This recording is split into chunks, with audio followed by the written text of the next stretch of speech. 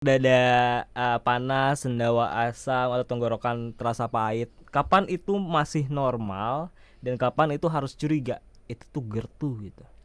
Dilihat frekuensinya. Dilihat frekuensinya. Iya, lebih dari 2 kali seminggu. Oh, yang tadi Itu ya. penyakit udah. Oke. Tapi kalau cuma sekali doang, Nggak perlu khawatir ya? nggak perlu khawatir. Tapi kalau sekali tapi tiap hari Baru mau bilang. itu jadi masalah. Sekali doang sih dok, tapi setiap hari ya itu jadi masalah. Kalau sekali-kali mah nggak perlu Kalau khawatir ya? sekali-sekali enggak. Itu biasanya Kan kenapa itu sih biasa. kalau sekali-kali biasa? Bisa aja kita kekenyangan, bisa aja mungkin kita posisinya lagi nggak bener, kita baring gitu. Itu kalau sekali-sekali nggak apa-apa. Tapi Atau kalau- mungkin katupnya itu pas lagi lemah, misalnya kita pas lagi minum alkohol agak banyak gitu. Itu kalau sekali-sekali nggak apa-apa.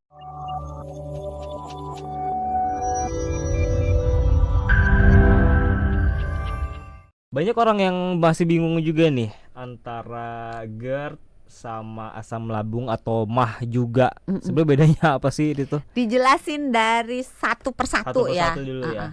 Kalau orang menyebut kata mah, kalau di sini kan sakit asam lambung gitu. Jadi campur aduk semuanya. Betul. Sebenarnya mah itu adalah nama organ. Jadi kalau kayak misalnya tangan gitu, hidung gitu, nama organ. Oke. Mah itu organ yang merujuk ke kantong nasi alias lambung. Nah, kalau sakit mah sebenarnya adalah sakit yang mengenai kantong nasi atau lambung.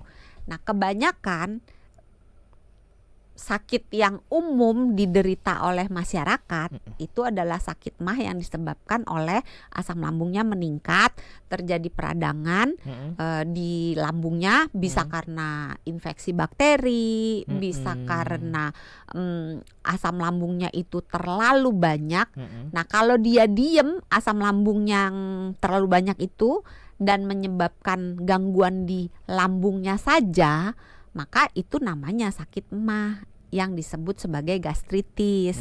Tapi kalau asam lambung yang banyak ini bergerak naik ke atas menuju ke arah mulut, itu namanya asam lambung naik. Nah, asam lambung naik ini kalau kejadiannya sekali-sekali belum jadi penyakit. Tapi kalau terjadi lebih dari 2 kali dalam seminggu, maka disebut sebagai penyakit asam lambung. Penyakit asam lambung inilah nama kedokterannya GERD. Iya. Jadi jelas apa jadi bingung? Jadi jelas. Jadi jelas. Asam lambung sebetulnya adalah sesuatu yang normal ada di dalam tubuh kita, di dalam lambung. Jadi dia normal ada, tapi lokasinya hanya di dalam lambung, tidak ada di tempat lain. Nah, asam lambung fungsinya untuk 1, mencerna makanan, 2, membantu memusnahkan bakteri, parasit, jamur, semua patogen, semua bibit penyakit yang masuk melalui makanan atau mungkin pas kita menguap atau pas kita ngomong masuk gitu bersama dengan udara, itu dimusnahkan oleh si asam lambung ini. Karena dia terlalu asam, bibit-bibit penyakit tidak bisa bertahan hidup. Sama kayak waktu minggu kapan yang kita ngomong soal cacingan ya. Oh iya ya. Nah, cacing itu kalau telurnya tertelan kita, kalau jumlahnya nggak banyak dan asam lambung kita dalam kondisi yang baik, nggak terlalu asam, nggak terlalu basa, maka si telur-telur cacing ini akan juga dibinasakan, akan juga dimusnahkan oleh si asam lambung ini. Oke. Gejala yang khas nih dok, kalau GERD itu kan dada panas. Iya. Ya kan. Terus biasanya Marah gitu. Marah, sakit Oh enggak dong. Kalau itu ngamuk. Terus juga sakit di perutnya lebih sakit daripada yang asam lambung biasa, ya kan? Iya enggak? Iya. Kok saya kayak nggak yakin deh. Karena kan kita ngerasa gejala-gejala kayak dada panas. Soalnya dia udah nyontek gitu kan ya. Jadi kalau udah nyontek aja salah kan jangan dibuka kasihan. dong. Oh ya jangan ya. Jangan dibuka dong. Nggak, maksudnya nyontek dari yang dialami sehari-hari gitu. Kadang kan gejala-gejala kayak tadi dok, dada panas, sendawa asam atau tenggorokan terasa pahit. Kapan itu masih normal dan kapan itu harus curiga? Itu tuh GERD tuh gitu. Dilihat frekuensinya. Iya, lebih dari 2 kali seminggu. Yang tadi itu penyakit udah. Tapi kalau cuma sekali doang, nggak perlu khawatir ya? Nggak perlu khawatir. Tapi kalau sekali tapi tiap hari baru mau bilang itu jadi masalah. Sekali doang sih dok, tapi setiap hari ya itu jadi masalah. Kalau sekali-kali mah nggak perlu khawatir ya? Enggak. Itu biasanya kenapa itu sih biasa. kalau sekali-kali? Biasa. Bisa aja kita kekenyangan, bisa aja mungkin kita posisinya lagi nggak bener, kita baring gitu. Itu kalau sekali-sekali nggak apa-apa. Atau mungkin katupnya itu pas lagi lemah, misalnya kita pas lagi minum alkohol agak banyak gitu. Itu kalau sekali-sekali nggak apa-apa. Faktor penyebab GERD itu selalu tentang dari faktor makan nggak sih dok? Atau bisa juga dari faktor stres atau ada faktor mungkin genetik juga? Macem-macem sih. Macem-macem. Kalau ditarik-tarik bisa makan. Semuanya. Oke. Jadi kalau misalnya contoh nih dari pola makan ya, kalau sukanya makannya kekenyangan, udah buru-buru kekenyangan, terus langsung baring, kan lambungnya jadi isinya kalau kekenyangan lambungnya membesar banget kan. Nah ketika lambung itu posisinya mekar yang semekar-mekarnya gitu, kan sama kayak kita punya balon, kalau balonnya diisi dengan air banyak banget, kan katupnya itu jadi lemah, karena kan kayak ketekan dari isi balonnya itu. Sama kalau lambungnya itu isinya banyak, isinya itu akan membuat tekanan sehingga lambung bagian atas, pipa saluran makan bagian bawah, jadi mulut kita kalau kita makan dari mulut nyemplung lewat selang, nyemplung masuk ke lambung. Nah perbatasan antara selang makanan dengan lambung itu ada katupnya. Nah kalau katupnya itu lemah, maka yang di dalam bisa bergerak naik ke atas. Itulah sebabnya gejalanya tulang dadanya rasanya panas, kayak terbakar. Karena pipa makanan kita yang namanya esofagus itu letaknya di belakang tulang dada. Jadi dari mulut ke leher di belakang jakun, kemudian bergerak di belakang tulang dada, baru masuk ke area lambung di dekat ulu hati. Nah, kalau dia naik asam lambungnya, berarti kan naiknya dari arah ulu hati naik ke arah mulut kan.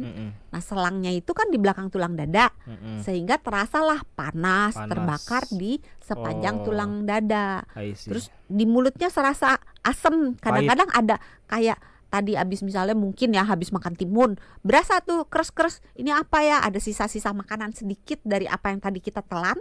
Itu berbalik ke atas.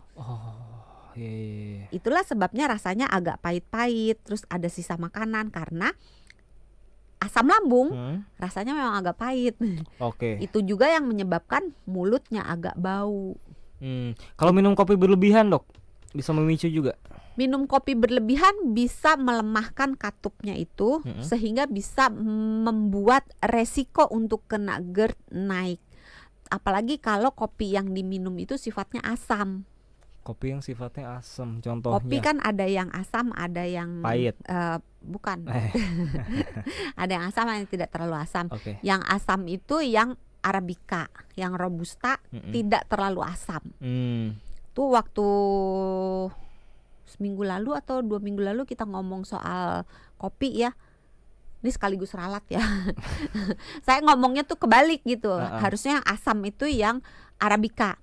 Nah kalau jenis kopinya asam, ingat tadi makanan yang asam, yang pedas, yang berminyak, soda, kafein, alkohol. Inget loh. Iya, alkohol doang inget. Mabura gitu kan. Itu bisa menyebabkan si GERD-nya itu lebih mudah untuk muncul. Kalau udah terdiagnosis GERD nih dok, apakah itu bisa sembuh total dengan minum obat terus, ngejaga pola makan, atau cuma bisa dikontrol aja nih? Kadang karena ada temen tuh yang dari dulu GERD sampai sekarang gitu loh. Pada umumnya bisa sembuh total. Walaupun pada beberapa orang setelah sembuh total bisa kumat lagi kalau gaya hidupnya jelek. Tapi kalau GERD-nya itu sudah menyebabkan cacat, menyebabkan struktur itu apa ya, jaringan parut, itu tidak bisa dikembalikan seperti sedia kala. Jadi dalam perjalanan si asam lambung ini dari kantong nasi, dari lambung menuju mulut, itu kan dia lewat pipa makanan yang namanya kerongkongan, atau bahasa kedokterannya esofagus.